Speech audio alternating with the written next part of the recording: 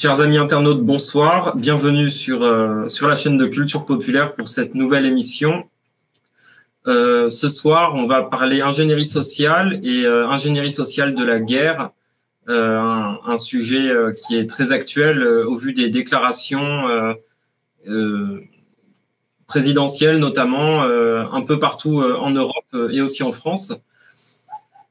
Et pour en parler ce soir, on a l'honneur et la chance de recevoir Lucien Cerise. Lucien, bonsoir. Bonsoir, merci pour cette invitation. C'est un plaisir de te recevoir ce soir. Alors, j'ai tenu à t'inviter parce que un certain nombre de déclarations et d'actions en prévision qui tendent à préparer les esprits à un conflit de haute intensité en Europe de l'Ouest. C'est quelque chose qu'on n'avait pas vu depuis la fin de la guerre froide, je crois. Et c'est pourquoi on a trouvé chez Culture Populaire judicieux de t'inviter pour en parler. Oui, effectivement, à quelques années de distance, Macron nous refait le coup de « nous sommes en guerre ». En 2020, c'était contre le coronavirus. Et en 2025, c'est contre les Russes. Ça se termine pareil, Russes dans les deux cas, mais bon. Et dans les deux cas, c'est tout aussi fantasmatique. Donc, en 2020, en gros, on a déclenché l'état d'urgence et une situation de quasiment, de confinement, comme tout le monde l'a vu, en fait, et donc de guerre contre un virus à peine plus dangereux, en tout cas, pas plus dangereux qu'une grippe. En 2025, on essaye de nous convaincre qu'il existe une menace russe qui menacerait l'Europe de l'Ouest, qui menacerait le monde entier en réalité, en fait. Donc, non seulement l'Europe de l'Est, l'Ukraine, mais aussi l'Europe de l'Ouest et puis le monde entier et au-delà. Donc, là, en fait, on reconnaît une technique d'ingénierie sociale qui s'appelle la conduite du changement, qui vise à provoquer un changement dans le comportement de la population en déclenchant un sentiment d'urgence, en s'appuyant sur un sentiment d'urgence. C'est la méthode théorisée par John Kotter, qui est professeur à Harvard, et qui est un des spécialistes de cette doctrine de conduite du changement. Il y a plusieurs versions. Il y a lui, sa version comporte 8 étapes. Et la première, c'est créer un sentiment d'urgence dans le groupe cible. Le sentiment d'urgence n'a pas besoin d'avoir une cause réelle. Ça, c'est l'astuce qu'il faut comprendre. À partir du moment où les gens croient qu'il y a une urgence à changer de comportement, eh bien, ils changent de comportement, même s'il n'y a pas de raison réelle. Ce qui compte, c'est la représentation. Donc ça, c'est quelque chose qu'il faut vraiment comprendre pour aborder toutes les questions politiques et géopolitiques. C'est que nous ne vivons pas seulement dans le réel. Nous avons un pied dans le réel et un pied dans l'irréel. Et l'irréel est façonné par le langage, par la parole. Donc, en mars 2020, quand Emmanuel Macron a dit « nous sommes en guerre contre le coronavirus », en fait, c'était une parole. Et tous les gens qui ont cru en la parole d'Emmanuel Macron, eh bien, sont entrés dans une réalité virtuelle, une sorte de fiction partagée, dans laquelle nous étions en guerre contre un virus. Et donc là, quand Emmanuel Macron, avec une mise en scène similaire, nous regarde dans les yeux pour nous hypnotiser et nous dit, là encore, nous sommes en guerre contre la Russie, les gens qui croient ce que dit Macron, c'est juste une question de parole, il n'y a aucune réalité objective derrière, eh bien, vont se mettre dans un état d'esprit de type guerrier, belliciste, et vont commencer à adopter un comportement induit par un discours. Donc, un discours donc virtuel, là, va avoir un impact sur des comportements réels. Alors, heureusement, ça ne marche pas en 2025. Bon, là, on voit bien que la population n'a vraiment rien à faire des propos de Macron. Personne ne croit en la menace russe. Contrairement à 2020, où là, bon, vous aviez peut-être, je ne sais pas, 60-70% qui a cru en la parole d'Emmanuel Macron en mars 2020. Pourquoi ? Parce qu'en fait, c'était mondial. Il faut avouer, même les Russes, tout le monde est tombé dans le panneau en 2020. Tous les pays que l'on considère comme un peu en quelque sorte critiques ou dissidents par rapport au nouvel ordre mondial, occidental, américain, israélien, que sais-je, bon, même eux sont tombés dans le panneau. Pourquoi ? Parce que c'était une nouvelle forme de menace qui n'avait pas encore été analysée par les pouvoirs en place. Je veux dire, bon, l'opération de l'OMS a parfaitement marché parce que, bon, en réalité, on a l'habitude d'avoir des ennemis militaires. On n'a pas pour habitude d'avoir comme ennemi le médecin qui nous soigne. Là, d'un seul coup, en fait, qui occupait la place de l'ennemi, c'était pas simplement des guerriers avec des armes des armes létales. Non, c'était en fait votre médecin qui occupait la place de l'ennemi. Bon, ça, c'est nouveau dans l'histoire de l'humanité. Peu de gens ont été capables de l'analyser en 2020, et certainement pas les gens de pouvoir. Et pas plus en Russie qu'en Occident. Tout le monde est tombé dans le panneau. Voilà, faut être honnête. Et donc il y avait un consensus, puisque quasiment tout l'hémisphère nord a gobé la fable de la pandémie en mars 2020. Donc l'hémisphère sud un peu moins. Bon, c'est aussi parce que tout simplement l'État est moins présent. Voilà, donc. Et les médias aussi, en quelque sorte, sont moins puissants parce qu'il y a moins de maillage territorial, et de maillage des esprits dans l'hémisphère sud par le système politico-médiatique, qui est beaucoup plus développé et beaucoup plus carcéral, en quelque sorte, dans l'hémisphère nord. Donc, ce sont les raisons pour lesquelles l'hémisphère sud a moins gobé, est moins tombé dans le panneau. C'est juste parce qu'en fait, il était moins exposé au relais politico-médiatique du récit fabulatoire de l'OMS. Bon, mais sinon, il y a eu un consensus quasi complet, quasi total, malgré tout. Là, par contre, sur la fable de la menace russe, bon, là, il y a le maillage territorial a beaucoup de trous. Il y a des trous dans la raquette, comme on dit. Donc, en fait, ça ne marche véritablement qu'en Europe, la menace russe. Ça marche pas, ça ne marche plus en Amérique. Enfin, en tout cas, depuis l'arrivée de Trump, ça ne marche plus aux États-Unis. Parce qu'il y a une révolution. Parce que là, d'un seul coup, l'Occident est divisé en deux. C'est assez spectaculaire. Donc la menace russe ne marche pas en Amérique latine, puisque tout simplement ils en ont rien à foutre, c'est beaucoup trop loin. La menace russe ne marche pas en Afrique, ni au Maghreb, parce qu'ils ont des relations cordiales. La menace russe ne marche pas en Orient, au Proche-Orient, au Moyen-Orient, ne marche pas en Asie non plus. Ça marche nulle part en fait. Ça ne marche plus aujourd'hui qu'en Europe. Et c'est tout.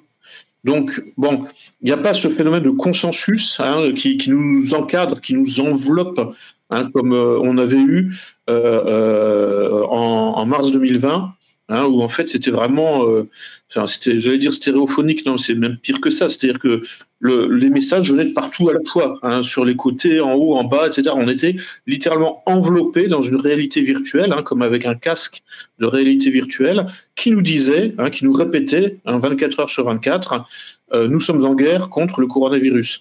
Bon, là, le message ne vient pas de partout en même temps aujourd'hui. C'est-à-dire que le message de la menace russe ne vient pas de partout en même temps. Donc, automatiquement, il a moins de pouvoir de conviction, puisque en fait, il ne vient que d'une ou deux sources, c'est-à-dire l'Europe occidentale et l'Europe de l'Est. et encore pas toute l'Europe de l'Est. L'Europe de l'Est, anti-russe, mais bon, on voit bien que il y a le candidat à la présidentielle de Roumanie a été éliminé parce que justement il ne croit pas en la menace russe. En République tchèque, c'est pareil, ils y croient pas, en Hongrie non plus. Donc en fait, il n'y a pas de consensus. En fait, même là où on a l'impression que c'est homogène, ça ne l'est pas. Donc ça marche pas. Et puis bon, personne n'a envie d'aller mourir pour Macron ou Zelensky. Sérieusement. Justement, Lucien, la finalité de tout ça, le but, la finalité de cette propagande belliciste anti-russe. Parce que bon, pour le Covid, c'est une chose, mais quel est l'objectif à atteindre pour les chancelleries occidentales de pousser cette propagande belliciste anti-russe? En fait, là, concrètement, qui pousse à la guerre, c'est les réseaux LGBT. Donc voilà, bon là je dis clairement ce que je pense, c'est les réseaux LGBT qui contrôlent le régime de Bruxelles. Derrière les réseaux LGBT, c'est les réseaux pédophiles en fait, les réseaux de trafic d'êtres humains, de trafic d'organes, et de trafic de bébés. L'Ukraine est devenue un véritable, un hôpital à ciel ouvert, enfin une maternité à ciel ouvert depuis 2014, depuis le putsch Euromaïdan, qui a permis à l'OTAN d'annexer l'Ukraine. Quand je dis l'OTAN, pas que, c'est qui a permis au régime de Bruxelles d'annexer l'Ukraine complètement. Et donc les réseaux woke LGBT, sociétés ouvertes, réseau Soros aussi, qui sont évidemment lourdement impliqués dans la situation. Donc le but de tout ça, c'est tout simplement l'expansion du système wokiste en Russie. Voilà, le système wokiste, c'est-à-dire en fait la société ouverte. C'est le concept, c'est l'idée directrice du wokisme. En fait, il y en a deux. Il y a le racisme anti-blanc et le LGBT. Ça, c'est vraiment les deux jambes sur lesquelles marche le wokisme. Les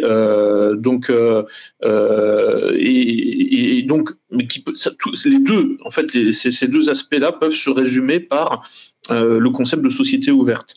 Là, je fais évidemment écho en fait au nom des fondations de George Soros, Open Society, sachant que le secrétaire général de l'OTAN a fait plusieurs communiqués en 2017. À l'époque, c'était Jens Stoltenberg. Pour dire clairement, oui, en fait, notre doctrine, c'est la société ouverte. L'objectif serait plus idéologique, tout compte fait, que pragmatique, terre à terre. Ah bah oui, c'est clair. Parce que en fait, qui dirige le régime de Bruxelles, en particulier à l'OTAN, ce sont des civils, c'est pas des militaires. Pour ce qui concerne la Commission européenne et le Parlement européen, oui, on sait que ce sont des civils. L'OTAN, c'est une alliance militaire. Mais en fait, il y a 3 centres de direction de l'OTAN. Il y en a 2 en Europe, 2 en Belgique. J'ai l'impression que les civils, finalement, l'emportent sur les militaires.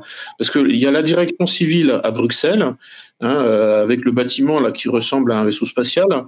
Et puis, il y a une direction militaire à Mons, c'est quasiment à la frontière avec la France. Et puis, il y a encore un centre à Norfolk, aux États-Unis. Qui est un peu en quelque sorte le think tank, le laboratoire de pensée. Et puis après, il y a les centres d'excellence aussi un petit peu partout. En fait, en réalité, l'OTAN, c'est réparti sur. Ils ont des bureaux un petit peu partout dans le monde occidental. Mais le centre, la direction civile, j'ai vraiment l'impression qu'elle l'emporte sur la direction militaire. Et donc, ça change beaucoup de choses. Les militaires sont des gens pragmatiques, en général, qui, finalement, réduisent l'idéologie au minimum. L'art militaire, c'est un art d'exécution. Soit vous pouvez faire quelque chose, soit vous ne pouvez pas. Mais quand vous êtes sur le champ de bataille, et que vous testez une méthode, si elle ne marche pas, il faut en changer tout de suite. Tout de suite. Sinon, votre espérance de vie diminue beaucoup.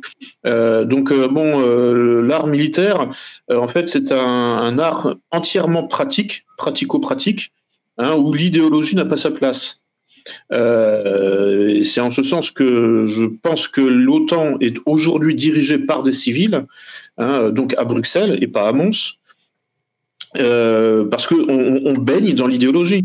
L'idéologie de l'OTAN, donc revendiquée par son secrétaire général à plusieurs reprises, c'est la diversité inclusive, le wokisme, ce qu'on appelait le politiquement correct à une époque, la discrimination positive, c'est-à-dire on va faire monter des gens, on va finalement faire la promotion de la carrière de gens parce qu'ils appartiennent à une minorité et non pas sur la base de leurs compétences. Bon, donc là, c'est l'échec assuré, c'est l'effondrement assuré à moyen terme, puisque en fait, vous mettez au pouvoir des gens qui en fait sont pas forcément compétents et parce qu'ils appartiennent à des minorités dites persécutées. D'où la promotion du LGBT dans les effectifs militaires de l'OTAN. Ce qui est une folie complète. Enfin, c'est même humoristique. Enfin, je veux dire, en fait, on n'y croit pas. Au début, on se dit, c'est pas possible. Ils sont pas cons à ce point. Eh bien, si, parce qu'ils y croient à leur idéologie de la société ouverte et la diversité inclusive. Donc donc ça s'applique aux LGBT, ça s'applique aussi aux minorités visibles, par exemple les gens d'origine extra-européenne qui vont être promus par la discrimination positive. Parce que pour leur couleur de peau, par exemple, pour leur nom de famille, et non pas pour leurs compétences réelles. Ou ça s'applique aussi aux femmes, avec le féminisme. C'est-à-dire qu'en gros, on va réserver une partie des emplois à des femmes, quelles que soient leurs compétences, là encore, et parce que ce sont des femmes. Donc ça, c'est le cœur les fameux quotas qu'on peut retrouver même au cinéma, où il faut tel pourcentage de personnes issues de la diversité, pour utiliser les termes qui nous sont eux aussi imposés d'ailleurs. C'est cette inclusivité de l'Open Society dont tu nous parlais tout à l'heure. C'est ça.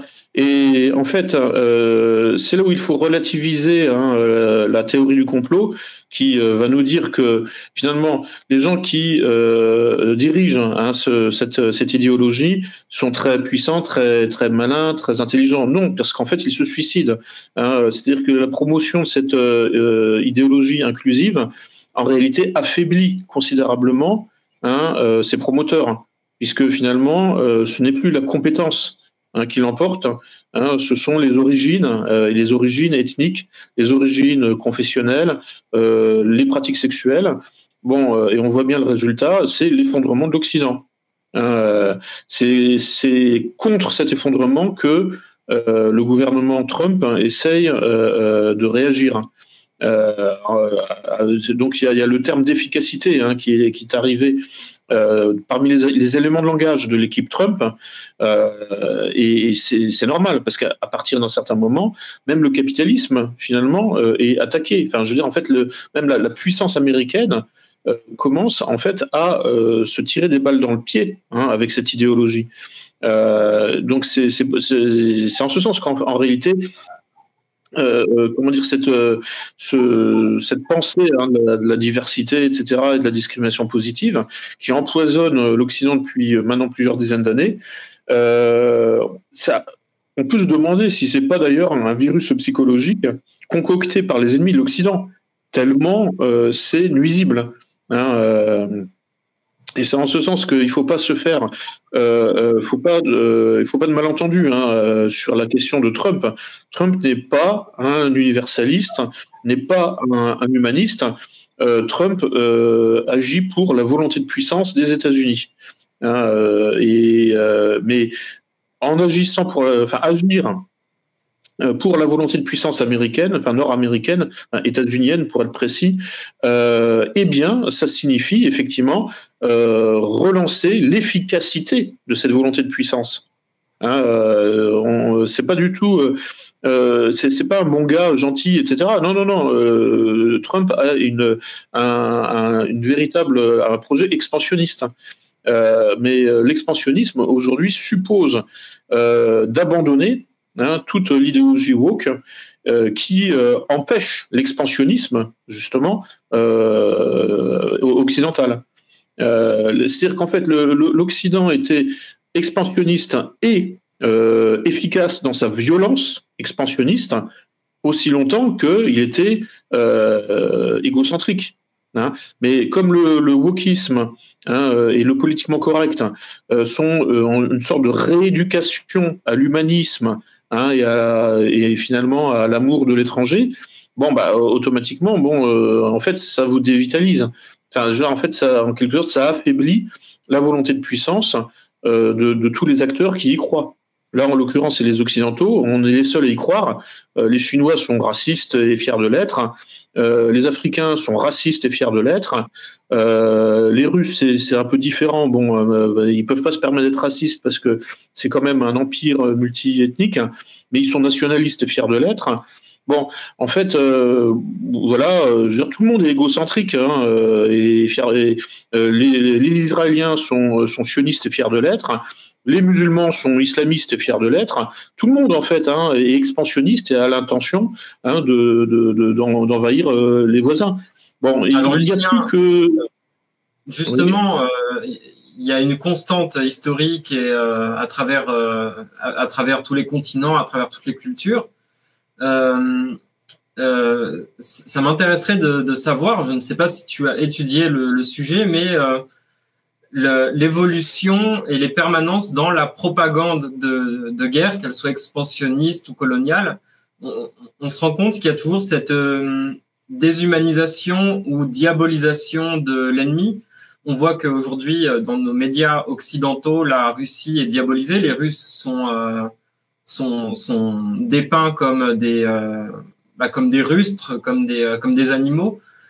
Est-ce que tu t'es penché un petit peu sur cette question de la propagande de guerre à travers les âges et ce que ça a été, ce que c'est aujourd'hui? Est-ce qu'il y a des constantes? Il y a des constantes, mais il y a une vraie rupture aussi à partir de 1945, c'est-à-dire quand les droits de l'homme deviennent en quelque sorte omnipotents, ça deviennent l'idéologie dominante. C'est-à-dire que pendant des siècles, oui, jusqu'en 1945. Bon, c'est une date, c'est pas totalement arbitraire. Je vais m'expliquer. Mais en gros, en fait, quand un acteur géopolitique estimait qu'il avait les moyens de le faire, il envahissait ses voisins. Voilà, sans aucun scrupule. Il le faisait parce qu'il avait les moyens de le faire. Et où il envahissait. Alors, si c'était pas les voisins limitrophes, juste de l'autre côté de la frontière, ça pouvait être d'autres peuples sur d'autres continents. C'est ce qui explique le colonialisme et l'impérialisme, qui sont des phénomènes universels. Il n'y a pas que les Occidentaux qui se sont livrés au colonialisme et à l'impérialisme. L'Afrique noire, les Africains subsahariens, entre eux, se sont esclavagisés. Les Arabes ont esclavagisé les Noirs, qui eux-mêmes ont esclavagisé d'autres Noirs, etc. Les Asiatiques aussi entre eux, etc. L'humanité entière s'est livrée en fait au colonialisme et à l'impérialisme, sans aucun scrupule, tout simplement parce que dans la mentalité traditionnelle, la force est respectée. Quand vous êtes fort, eh bien vous avez le droit, tout simplement, de faire ce que vous voulez avec les faibles. Voilà, c'est la mentalité normale dans toutes les sociétés traditionnelles, y compris les sociétés chrétiennes. Les royaumes chrétiens ne se sont pas gênés pour s'entretuer et puis envahir la moitié de la planète. C'est pour ça que le christianisme est non seulement sorti de Palestine, mais aussi d'Europe. Mais ça c'est la mentalité traditionnelle. Les sociétés traditionnelles fonctionnent comme ça. Voilà, si je peux envahir mon voisin, je le fais. Bon, alors après, évidemment, on peut trouver un modus vivendi. J'étais au Québec l'an dernier, donc je me suis un peu cultivé sur l'invasion européenne du Canada. Donc, comment les Français et les Anglais ont pris le contrôle du territoire. Hein. Bon, parfois, effectivement, ils rencontraient les Iroquois, parce que c'était la tribu principale dans cette région. Et puis, ça se passait bien, ça pouvait se passer pacifiquement. Hein. Il pouvait y avoir même des échanges commerciaux, des échanges de femmes, etc. Bon, c'était pas forcément un bain de sang, faut le dire aussi. Mais, bon, globalement, en gros, tout le monde avait une volonté de puissance, et quand on avait les moyens de l'appliquer, on l'appliquait. Et puis c'est tout, point. La question se posait pas. Et puis quand on se retrouvait limité dans notre volonté de puissance, là, stop, on sortait le drapeau blanc pour dire non, mais bon, finalement je suis pacifiste, est-ce qu'on peut discuter, etc. Mais ça, c'est uniquement quand on se retrouvait à court de munitions ou en fait à court de moyens pour envahir le voisin.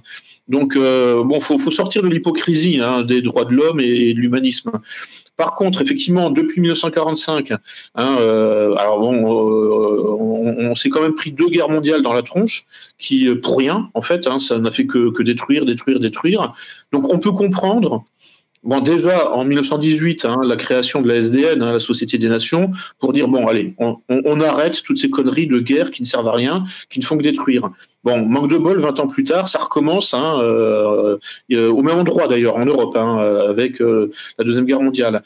Donc là, bon, je comprends aussi les mécanismes du pacifisme, qui aboutissent à dire, bon, on va arrêter de se battre pour tout détruire sans rien de positif à la place.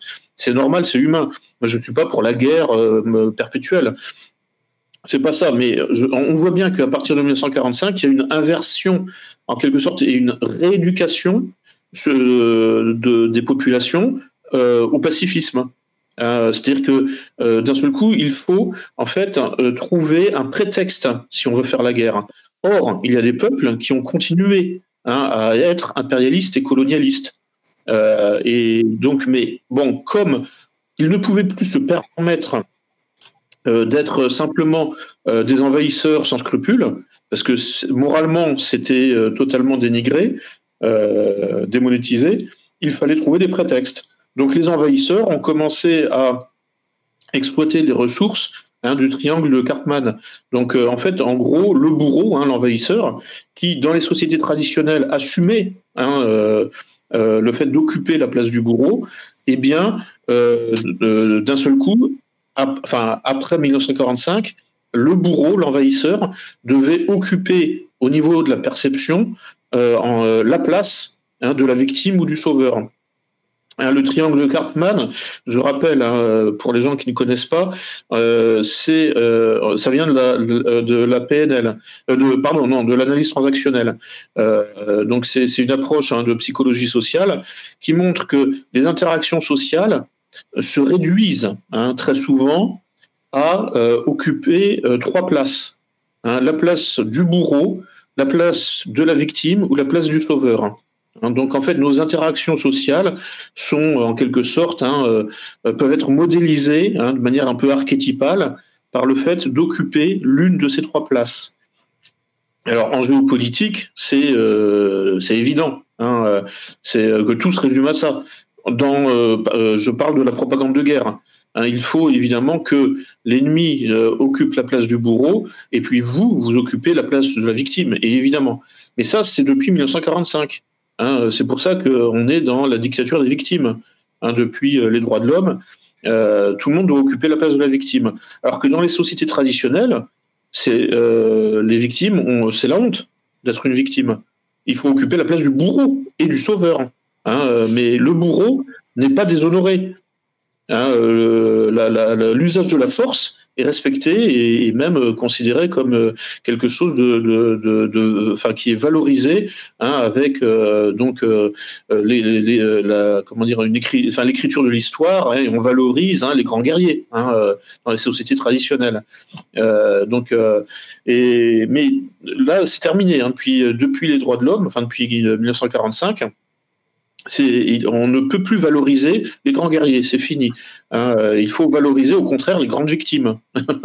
Et puis et souvent la victime au terme d'un processus de sauvetage occupera la place du sauveur.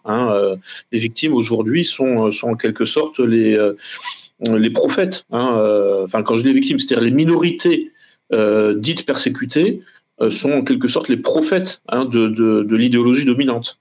Oui, à quelques exceptions près aujourd'hui, je crois. Si on se penche sur le cas de l'Arménie, qui n'a pas l'air pour faire vraiment une petite parenthèse, on revient à notre sujet après, mais j'ai l'impression que ni en Palestine ni en Arménie, les victimes sont considérées comme les victimes qu'elles sont. Alors, tout le monde essaye d'occuper la place de la victime. Les Palestiniens cherchent à occuper la place de la victime, les Israéliens aussi. Alors bon, c'est un peu ridicule concernant les Israéliens, parce que je veux dire, là, depuis le 7 octobre 2023, le rapport de force est totalement disproportionné.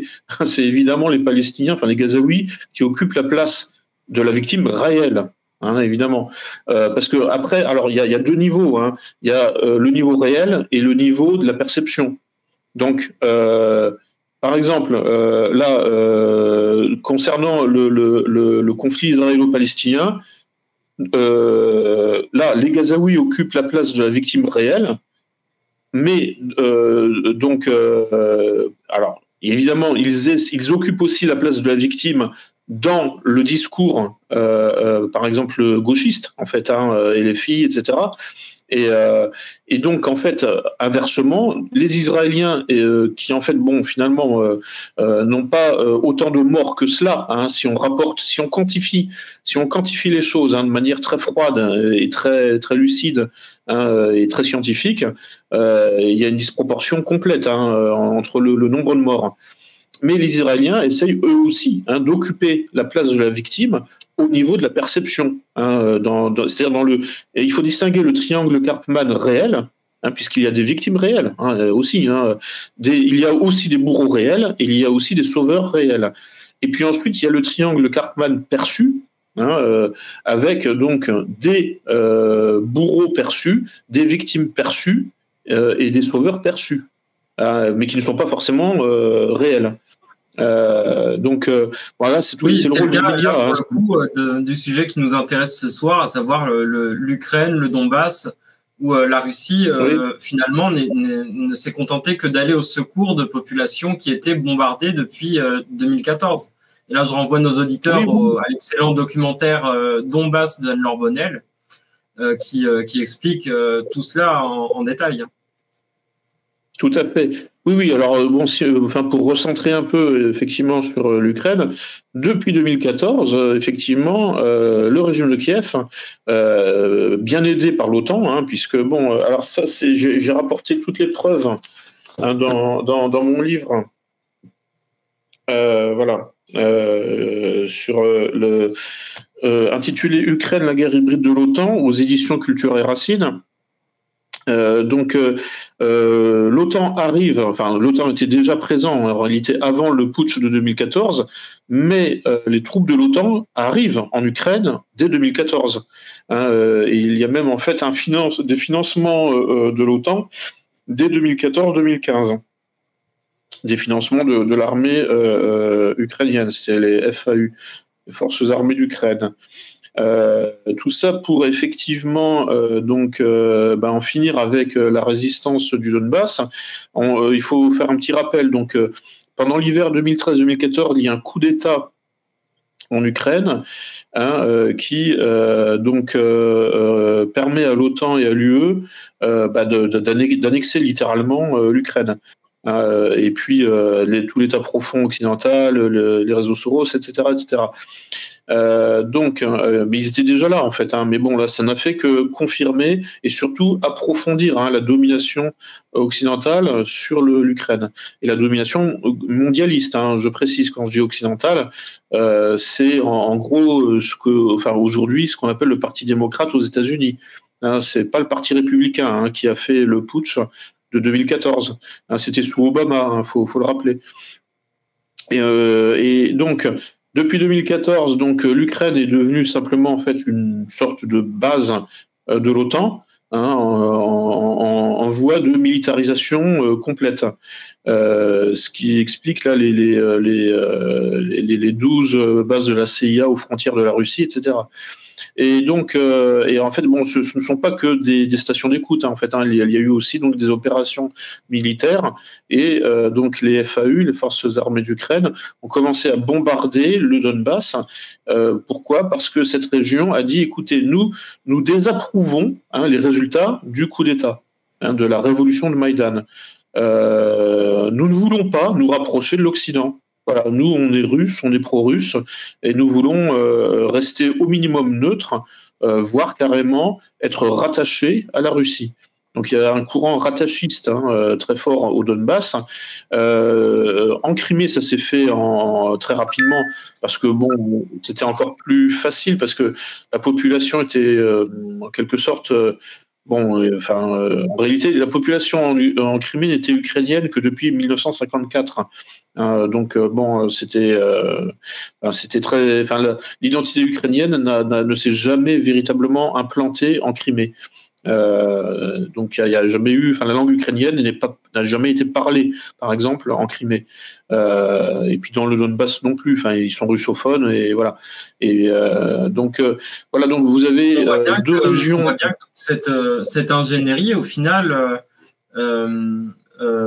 avec la victime réelle et la victime supposée, est complètement inversée.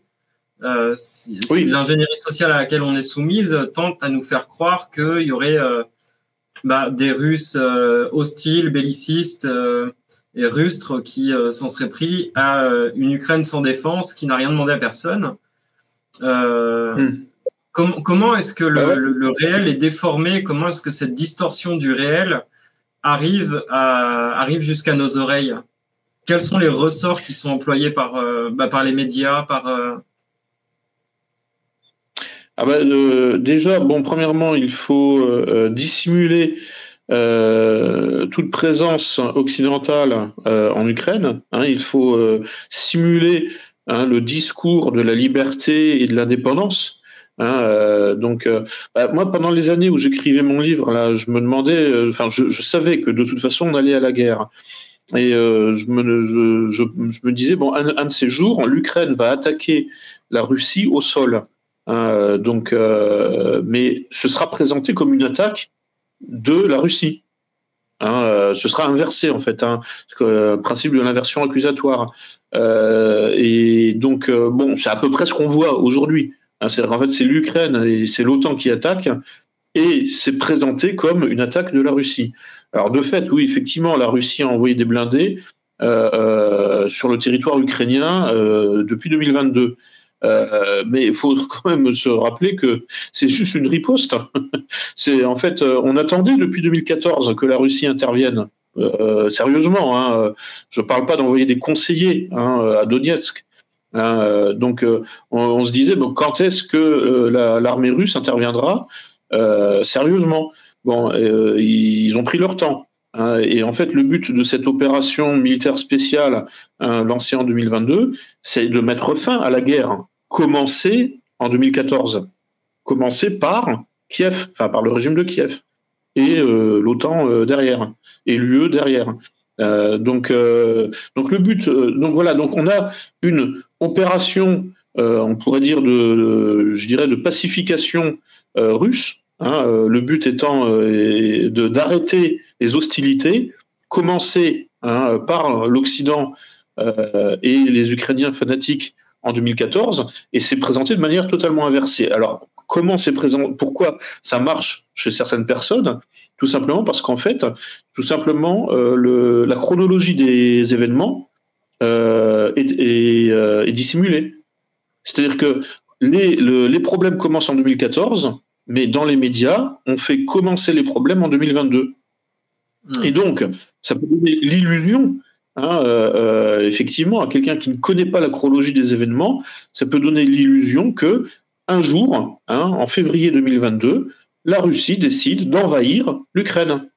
si on n'a pas reconstitué, si on n'a pas suivi la chronologie des événements depuis 2014, et même en fait depuis encore avant, bon, eh bien, on croit que ça commence en 2022. Alors qu'en fait, ça commence vraiment avec des opérations d'artillerie lourde. Hein, ça commence en 2014 et encore avant avec la Révolution orange.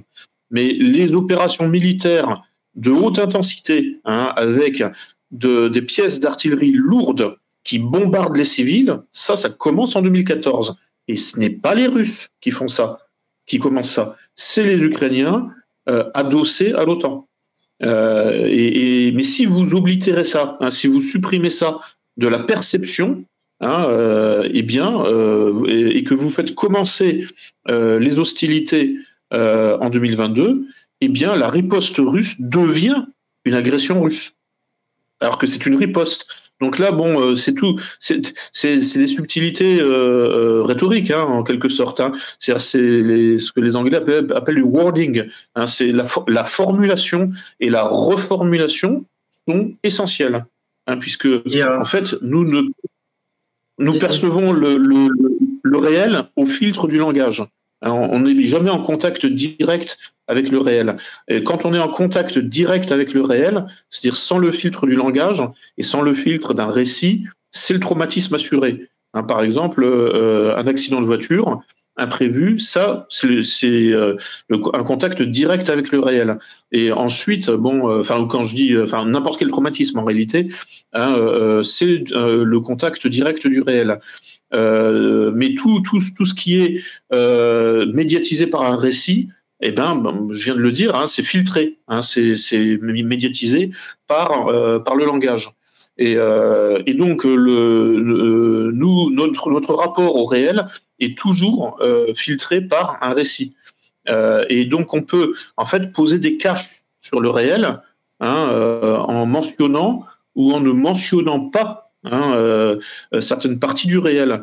Et à ce moment-là, on va construire un récit orienté et donc une réalité virtuelle, hein, orientée, qui va en quelque sorte poser des caches sur certaines parties du réel. Par exemple, le putsch de 2014, par exemple, les bombardements à l'artillerie lourde depuis 2014.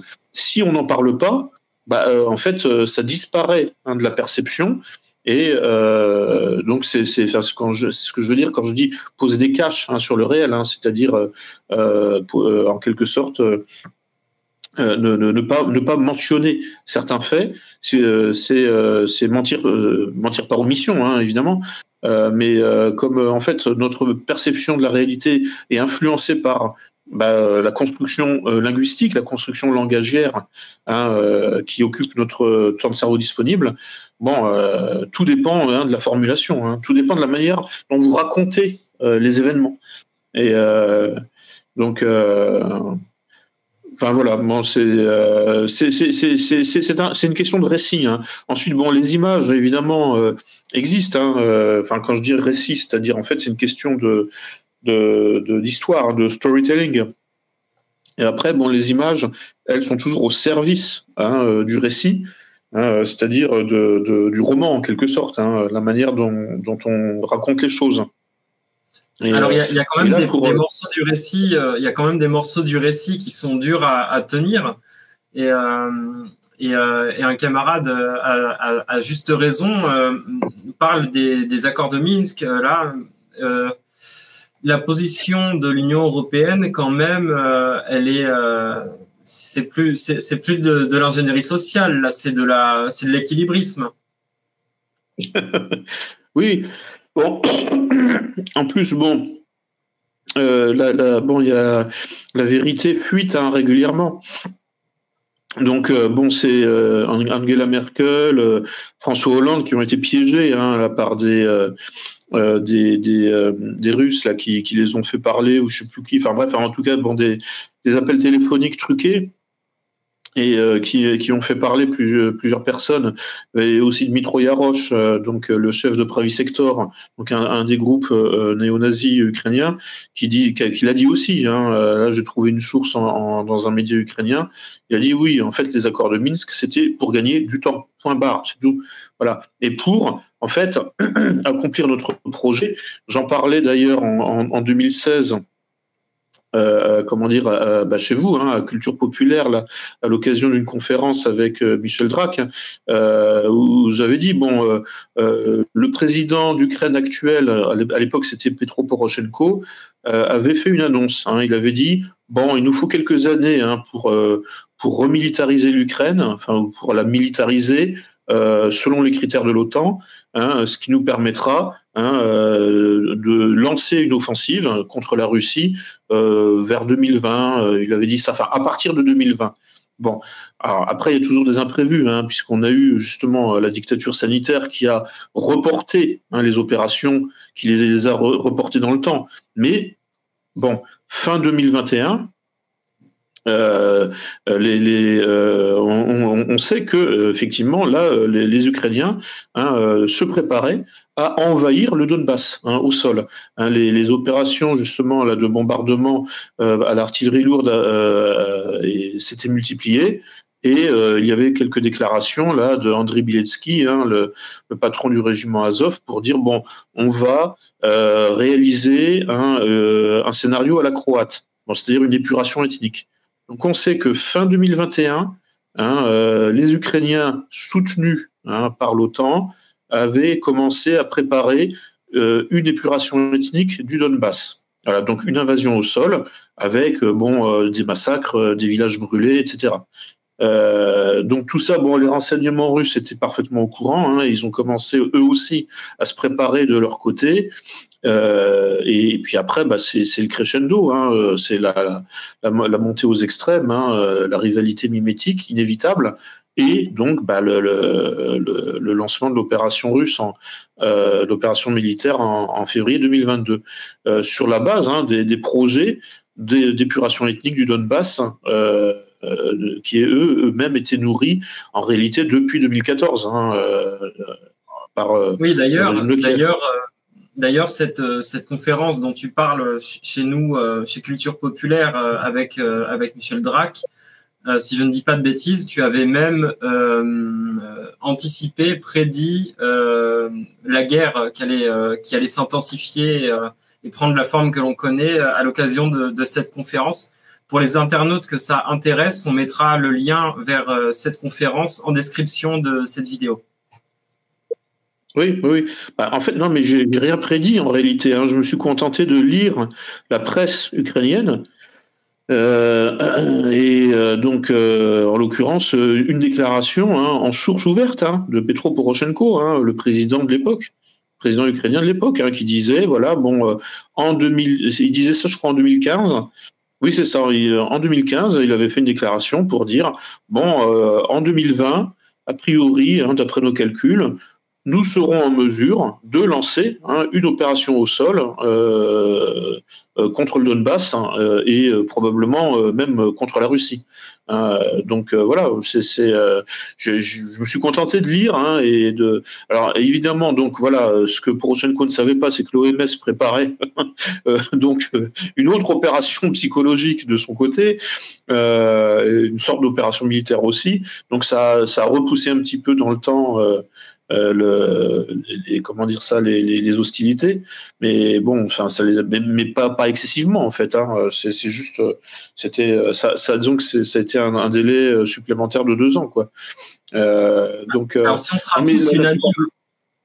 on sera tous unanimes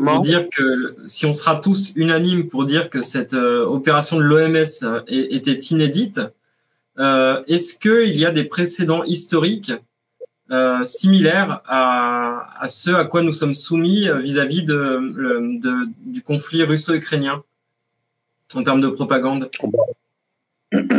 Oui, oui. Alors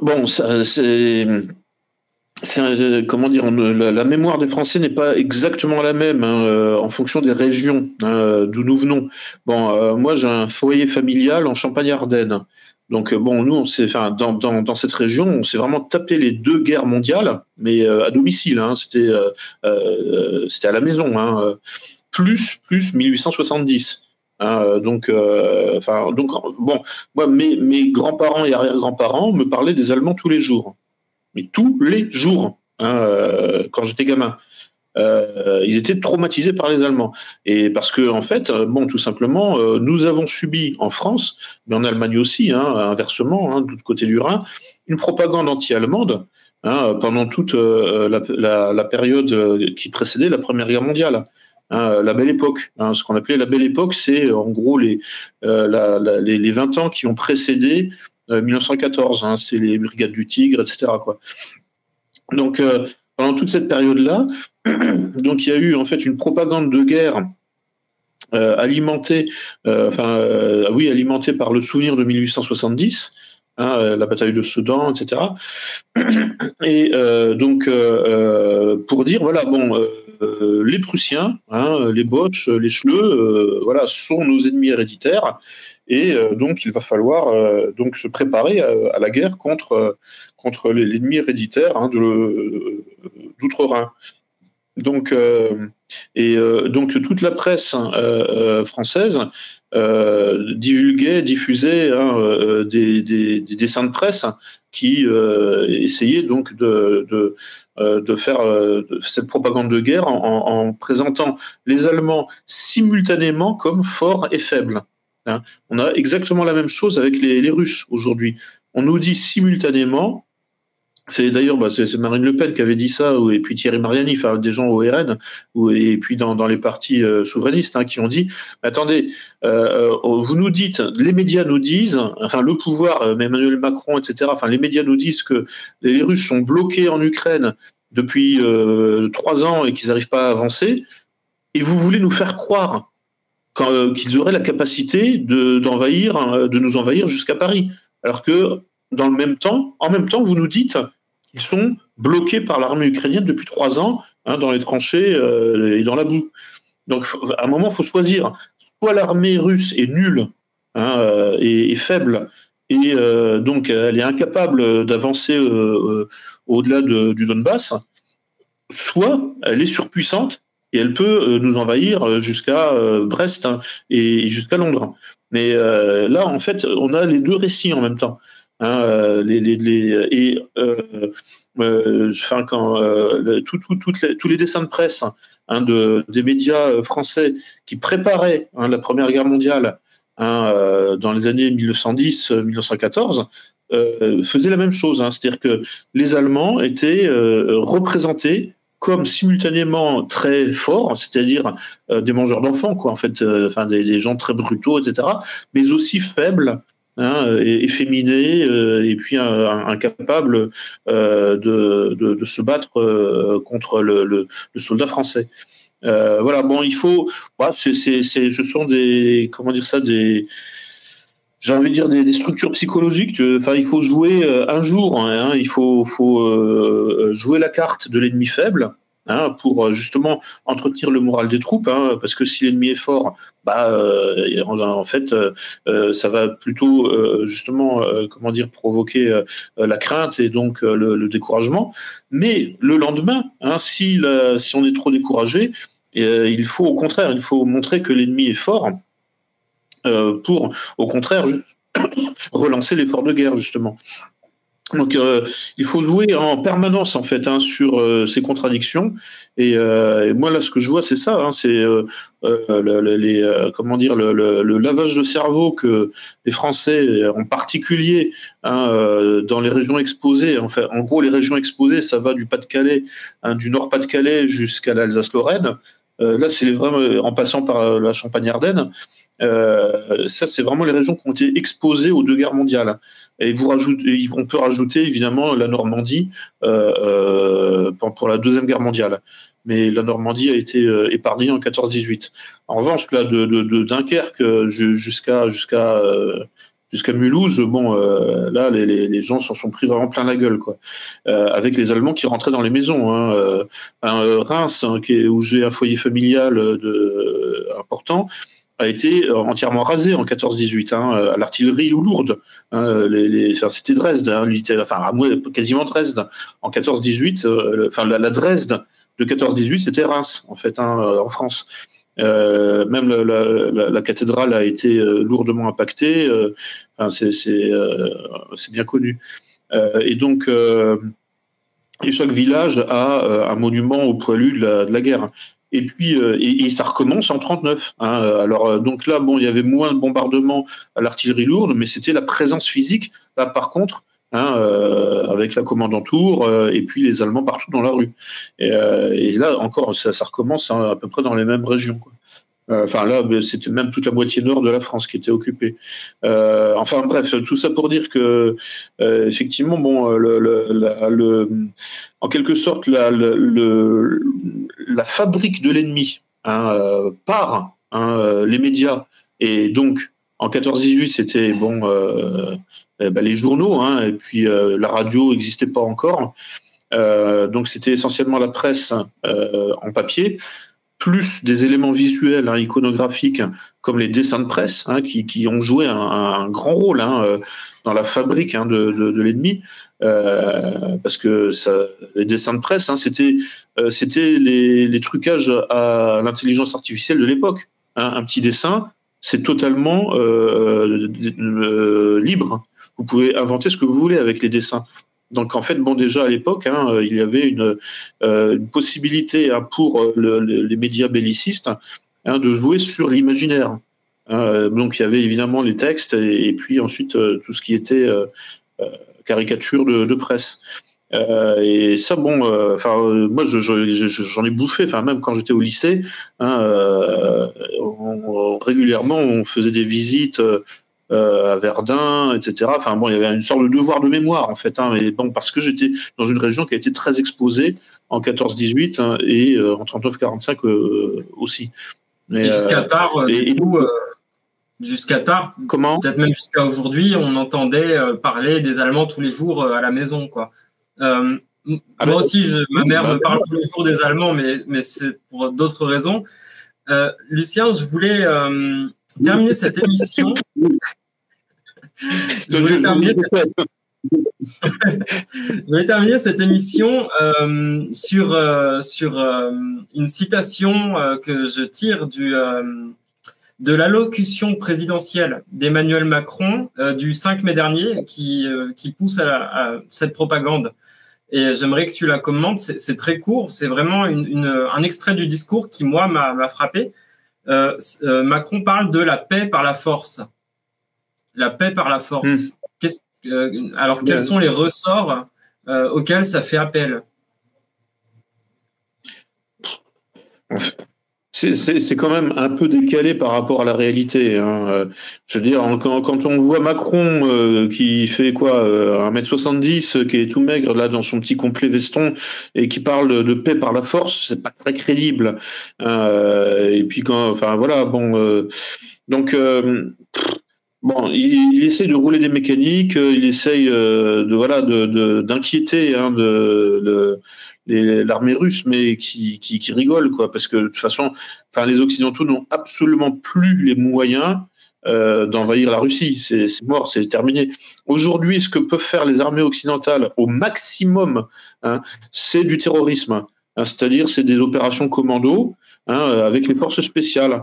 Donc vous envoyez des petites équipes là de 4 mecs, tu vois, enfin comme la Delta Force là aux États-Unis, ou alors des petits commandos de la Légion française, enfin Légion étrangère en France ou d'autres forces spéciales, pour faire sauter un pont, hein, pour faire sauter un entrepôt d'explosifs ou je sais pas quoi, ou faire une opération psychologique comme à Boutcha par exemple, hein, c'est-à-dire buter quelques civils.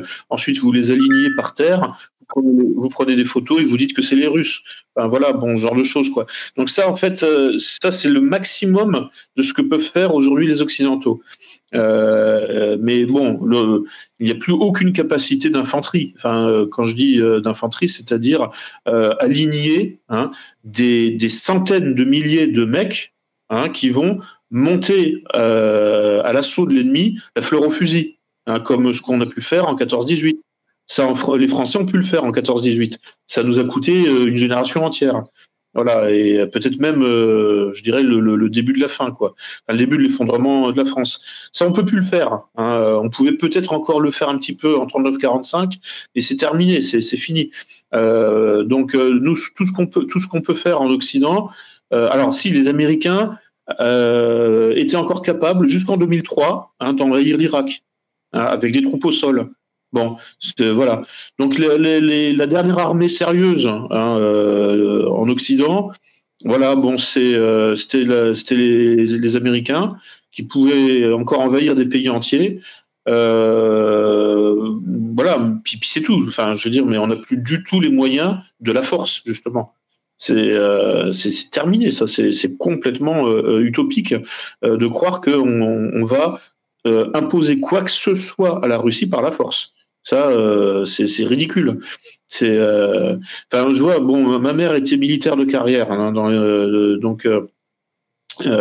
Et donc, je me souviens, bon, il y avait dans son arme, enfin, elle était dans l'armée de l'air, il y avait 1% de femmes dans les années 70. C'était passé à 10% 20 ans plus tard, quand elle a pris sa retraite. Pourquoi ? Parce qu'il y avait une vraie politique de féminisation des effectifs. C'est une concession à l'idéologie dominante, le féminisme, mai 68, etc. Et cette idéologie, donc qu'on appelle aujourd'hui le wokisme, mais qui commence dans les années 60, a tout envahi, y compris le domaine militaire, y compris le domaine policier. Aujourd'hui, bon, voilà, il faut faire rentrer un maximum de femmes dans la police, mais c'est complètement contre-productif, au minimum. Je reste poli. Je commence le contre-productif. C'est voilà. Non mais il faut voir pourquoi l'équipe Trump est allée chercher ce concept d'efficacité. C'est parce que précisément, en fait, l'idéologie dominante en Occident conduit à l'inefficacité de l'Occident, y compris dans la violence, y compris dans l'exercice de la volonté de puissance occidentale. Et donc, il faut vraiment ne pas se tromper sur les intentions trumpistes. Son intention, c'est vraiment de rendre l'Amérique grande à nouveau, y compris par la violence. Mais la violence efficace, ce qui n'est plus le cas. Aujourd'hui, les armées occidentales, elles sont violentes, oui, évidemment, mais elles ne sont plus efficaces. Résultat, on est obligé de déléguer à des groupes fanatiques. Alors ça va être les nazis en Ukraine, ça va être les djihadistes de Daesh en Syrie, qui a compris le pouvoir récemment. Ce sera Boko Haram dans le Sahel, ou ce sera l'ultra-gauche dans le Rojava, là, ou dans diverses régions, quoi. Enfin, ou c'est-à-dire en fait comment dire ça, des romantiques anarcho-libertaires qui ont envie de se battre eux aussi. Donc voilà, mais donc aujourd'hui tout ce que l'Occident est capable de faire, c'est du terrorisme, des opérations commando, c'est-à-dire en fait du terrorisme, faire sauter un pont, le pont de Kerch là par exemple, ou ce genre de choses, et puis manipuler des groupes mercenaires de jeunes cons fanatiques sous psychotropes en général. Le Captagon et les méthamphétamines sont très utilisés pour de l'Ukraine à la Syrie. Et puis c'est tout. Enfin voilà. Donc c'est pas comme ça qu'on va envahir la Russie. Oui, c'est souvent d'ailleurs l'instrumentalisation de jeunes gens qui manquent beaucoup de culture et qui sont même très souvent en complet décalage avec l'idéologie qu'ils prétendent prôner, que ce soit des djihadistes de Daesh ou des soi-disant nationaux socialistes en Ukraine. On est quand même loin dans un cas comme dans l'autre de la racine, de la radicalité des mouvements auxquels ils prétendent appartenir. Et je crois, je vais faire la pub pour ton livre cette fois-ci. Je crois que tu parles très bien de tout ça dans ton ouvrage sur le fanatisme. Je sais plus le titre, excuse-moi. C'est sur le fanatisme. Voilà, celui-ci exactement. Oui. Exactement. Je t'ai dit tout à l'heure que j'aimerais conclure sur la citation de la paix par la force de Macron du 5 mai dernier. Mais avant de nous quitter, j'aimerais savoir ce que tu penses de l'envoi d'ici cet été de manuels de survie en temps de crise confectionné par l'Élysée, qui sera donc envoyé. Oui. Je ne sais pas si tu as vu passer l'information. Oui. Bah, là, on se demande à quoi il joue, hein, parce que bon, il est évident que c'est pas fait pour le bien-être de la population. Hein, ils en ont rien à faire. De toute façon, bon, en situation de crise, il ne suffit pas d'avoir des réserves pour 3 jours, hein, ou d'avoir un petit sac à dos avec une lampe de poche. Hein, en situation de crise réelle, de toute façon, seul l'État profond s'en sortira. Donc, ce genre d'initiative vise en réalité à nous paniquer, tout simplement. Parce qu'ils savent pertinemment que dans une situation, par exemple, d'invasion militaire, ou je sais pas quoi, ou d'invasion de soucoupe volante, bon, en réalité, la population normale n'a aucune capacité de s'en sortir, à aucun niveau. En fait, Hein. ce kit de survie, c'est un petit peu le nouveau masque FFP2. Oui, c'est ça, voilà. Bon, l'idée, c'est en fait de produire les signes extérieurs de la crise. C'est un peu des signes un peu folkloriques. Hein, et puis, voilà, pour en quelque sorte créer un sentiment d'urgence. Hein, mais bon, il est bien évident que dans une situation d'urgence réelle, en fait, la population bascule dans la barbarie, point barre. Et pendant ce temps-là, les forces de l'ordre se barricadent. Hein, donc en fait, les flics et les militaires, hein, les flics et les bidas, eux s'en sortiront, hein, parce que ils ont les armes, tout simplement, hein, et ils ont les techniques de survie. Hein, les militaires, surtout, et les flics aussi, par définition, sont des spécialistes, hein, de la survie physique. Donc même si effectivement nous n'avons plus les moyens d'envahir la Russie, comme on l'a eu à une époque, mais bon, maintenant c'est terminé. Les militaires ont encore les moyens de se barricader et de tirer à vue sur les zombies. Hein, donc voilà, c'est ce qui se passerait en situation en fait de décomposition de l'État. Hein, j'entends. Enfin, c'est-à-dire que les scénarios survivalistes sont toujours un petit peu similaires. Hein, c'est-à-dire qu'en fait, c'est la fin de l'État. Hein, l'État s'effondre. Et donc, on est dans une espèce d'immense marché libéral, hein, où en fait, il n'y a plus que des acteurs en concurrence les uns avec les autres, et plus aucune capacité, plus aucune autorité de régulation. Hein, ça, c'est les grands principes, hein, le Léviathan, Hobbes, etc. La délégation de la violence, hein, c'est-à-dire de la concurrence, en fait, à une autorité tierce, hein, qui vient réguler les relations de concurrence entre les individus. Hein, voilà, tout ça, c'est donc en situation de crise majeure, hein, avec un scénario survivaliste.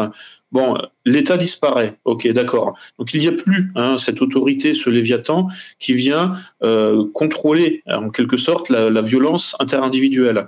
Donc la violence interindividuelle, tout simplement s'exprime, hein, jusqu'à ce que en quelque sorte, une nouvelle autorité émerge.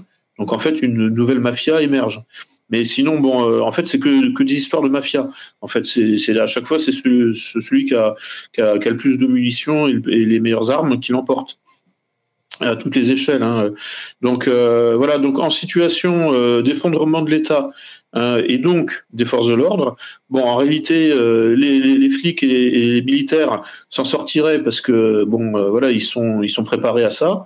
Et puis nous, voilà, on n'aurait plus qu'à s'entre-dévorer. Et puis c'est tout. Et les flics et les militaires nous laisseraient nous démerder tout seuls. Ça, c'est sûr et certain, à 100%. Hein, faut pas se leurrer. Hein. Donc en fait, la diffusion donc de ce manuel de survie par les IN ne vise en réalité qu'à faire peur, qu'à affoler la population. Bien sûr, bien sûr. Bien sûr, c'est pour c'est une stratégie, hein, c'est une opération psychologique. Le but, c'est de nous faire croire, hein, qu'il y aurait une menace russe, hein, à nos portes. Et puis c'est tout. C'est que ça. Ça n'a pas d'autre fonction. C'est faire croire, hein, qu'il y aurait quelque chose que l'on pourrait surmonter. en plus, en fait, avec ce kit de survie. Mais bon, quand on regarde ce que c'est, bon, c'est ridicule. Hein. Enfin, je veux dire, c'est pas ça qui va nous permettre effectivement de surmonter la crise. Hein, une crise est forcément longue. Hein, c'est une crise qui dure un jour, c'est pas une crise. Hein, on est d'accord. Donc bon, voilà. Donc une vraie crise, c'est forcément long. Hein, et qui a les moyens de soutenir une crise d'effondrement de la société pendant 6 mois, ce sont les forces de l'ordre. Et puis c'est tout. Mais ils auront les moyens de le faire pour eux et pas pour nous. Donc voilà, nous on nous laissera nous démerder et éventuellement bon, on nous enfermera dans des camps, hein, dans le meilleur des cas. Et puis c'est tout. Sinon bon, enfin voilà, faut pas s'imaginer. Enfin là, toutes ces conneries de kits de survie là, enfin bref, oui, voilà, c'est juste pour affoler un peu la population, nous donner l'impression que on est en train de s'acheminer vers une crise majeure, sous-entendu avec les Russes. Voilà, c'est tout.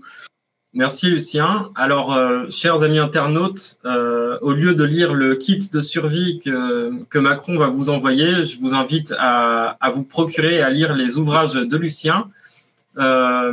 Voilà, qui apparaissent, Gouverné par le chaos notamment, le livre sur l'Ukraine, la guerre hybride de l'OTAN, je l'ai trouvé excellent. C'est le premier ouvrage que j'avais lu de toi et vraiment c'est éclairant. Donc voilà, n'hésitez pas à vous les procurer et naturellement ton premier ouvrage, je crois que c'était ton premier ouvrage, Neuropirate, voilà, on est synchro, super, réflexion sur l'ingénierie sociale. Qui, j'en suis sûr, seront plus passionnants et plus intéressants et plus nourrissants que les kits de survie de l'Élysée. Lucien, merci beaucoup d'avoir accepté notre invitation. Et j'espère qu'on se revoit bientôt. Oui, volontiers, oui. Bon, j'espère passer à Nice un de ces jours. Hein.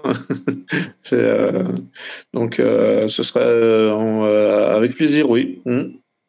Très bien, l'occasion se présentera à n'en point douter. Chers internautes, chers amis internautes, n'hésitez pas donc à vous procurer les ouvrages de Lucien et n'oubliez pas de mettre un pouce et de commenter, de partager cette vidéo pour rétribuer. C'est pas grand-chose, mais c'est une façon de nous aider à gagner en visibilité. Voilà, on se dit à bientôt et merci à tous de nous avoir suivis. Merci Lucien de nous avoir rejoints pour cette soirée. Merci.